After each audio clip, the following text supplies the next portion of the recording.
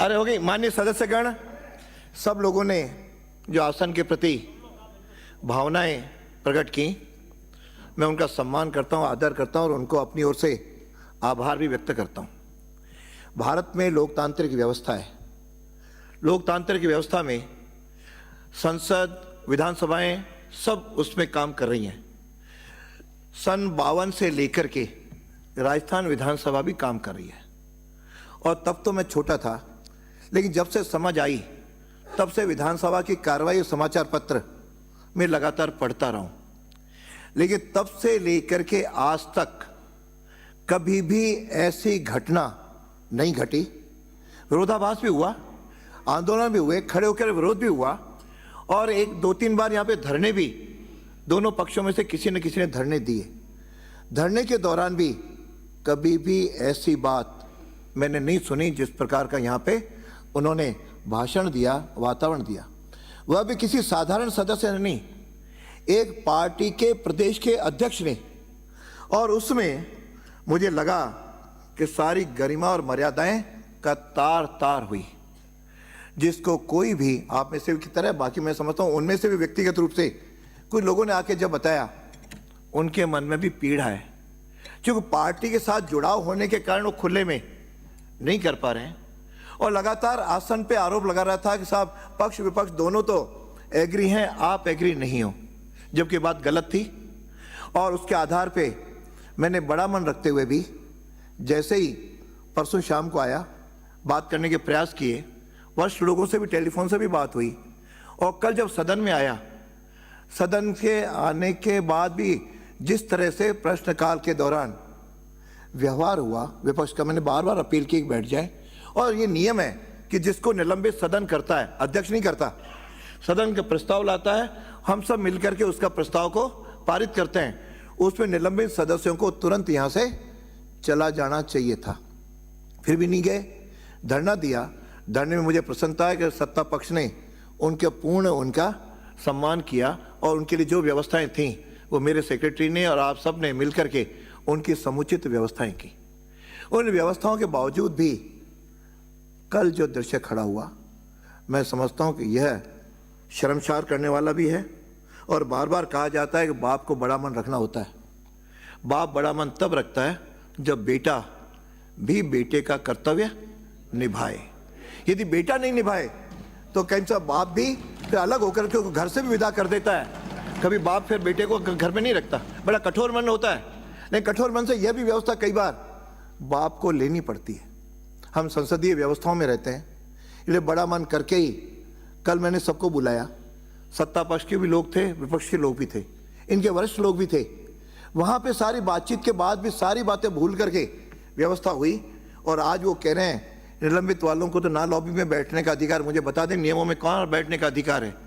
कल specially permission दी कि सदन में चूंकि डेडलॉक हम तोड़ना चाह रहे थे, सत्ता पक्ष भी तोड़ना चाह रहे थे, कई और हम सब भी चाहते थे कि सब लोग आ जाएं, इसलिए बड़ा मन करके उनको बाहर भेज करके वापस, स्पेशली जो आज तक के विधानसभाओं के इतिहास में पहली बार है कि राजस्थान में उनको अंदर आने की अनुमति दे करके और बोलने की अनुमति दी। वहां पर जो वरिष्ठ व्यक्ति थे, मैं उनके नाम भी सबके सामने, अब कोई उसमें छिपाने की बात नहीं है, सर्वसम्मति बनी कि सदन में उनको बुला करके वह अपने व्यवहार पर खेद प्रकट करेंगे। पहले माफी की बात थी, लेकिन माफी चूंकि उनको लगा तीखा शब्द है, तो फिर भी बड़ा मन रख करके हमने कहा वो अपना खेद प्रकट करें। उसके बाद जब वो खेद प्रकट कर लेंगे, मैं उनके निलंबन की भी, निरस्त करने के भी सदन उस पर विचार करेगा। और उस समय हमारे मंत्री जिसको विषय को लेकर के चला है कि आज भी उस लाइन को पढ़ा है, मंत्री जी भी ऐसा कहने को तैयार थे कि उनकी ऐसी कोई भावना नहीं थी। वह सदन में सबके सामने मैंने कहलवाने के लिए हाँ भर दी, मेरी जिम्मेदारी है, ये मंत्री जी बोलेंगे। लेकिन शायद वो चाहते नहीं थे कि मंत्री को ये बोलें। अब बार बार कैसा मंत्री नहीं बोले इसलिए हमने खेद प्रकट नहीं किया।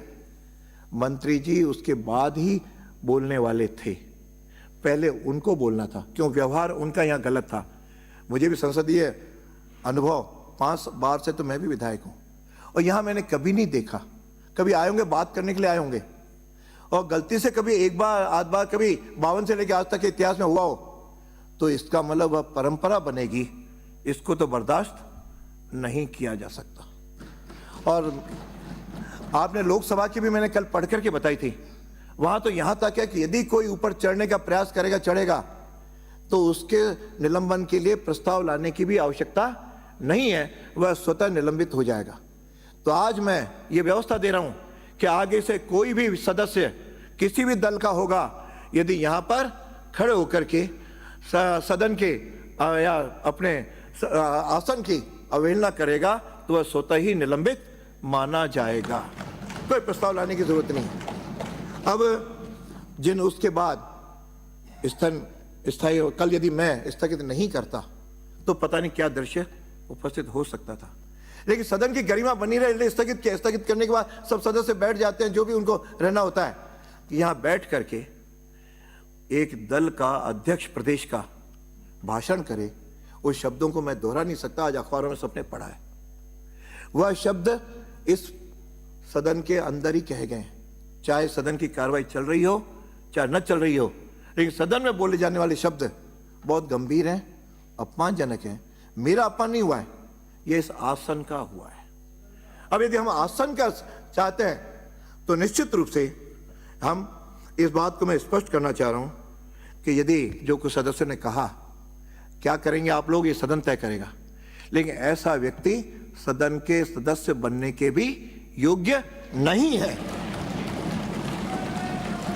अब उसके लिए क्या किया जाए, क्या नियम है, ये सदन को तय करना है। सत्ता पक्ष प्रस्ताव कोई लाता है या विपक्ष लाता है और सदन उसमें क्या अपना व्यू करता है, मैं उसमें कहीं भाग नहीं लेता। मैंने कोशिश की कि सबको संरक्षण विपक्ष को भी देते हुए अपने सदन की कार्रवाई चलाऊं।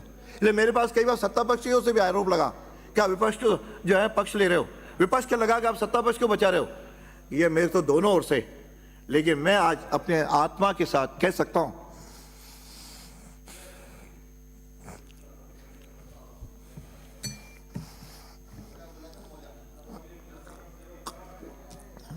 कि मैंने कभी भी पक्षपात नहीं किया और न करूंगा।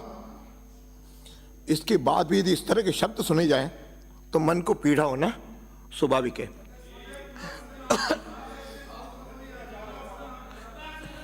समझौते में वार्ता उन्होंने भंग की और उसके बाद मैं नहीं कह रहा हूं, उनके सदस्य श्रीमान राजेंद्र जी पारिक वहां थे। आप में से वो तो कहते हैं गीता पे हाथ रख के कहें, वो वैसे ही कह रहे हैं कि जो समझौता हुआ उसका पालन नहीं किया गया। इसके बाद भी वो इस तरह का बाहर अभी भी टीवी पे जिस तरह का अपना शब्दों का उपयोग करें, विरोध होता है, मैं सहमत नहीं होता, असहमत हूं, विरोध होता है, ये सब भाषा। लेकिन सदन के लिए और अध्यक्ष के लिए, आसन के लिए आज भी जिन शब्दों का उपयोग हो रहा है, क्या ऐसे वातावरण में कोई बात होना कितना उचित होगा, यह आप सदन तय करें, उसे मैं तय नहीं करूंगा। अब इसलिए इन अपशब्दों के लिए मैं आपसे आखिर में एक ही निवेदन करूंगा, आप सब मेरे व्यक्तिगत नहीं, आसन का सम्मान रहे, यहाँ की परंपराएं जिंदा रहें, यहाँ की मर्यादाएं बने और यहाँ की जो नियम है उसका पालन हो। इसके लिए आप लोगों ने मुझे इस आसन पे बैठाया। मैं तो छोटा सा कार्यकर्ता था, एक कॉलेज में पढ़ाता था, कभी कल्पना नहीं की थी कि यहां तक पहुंचूंगा।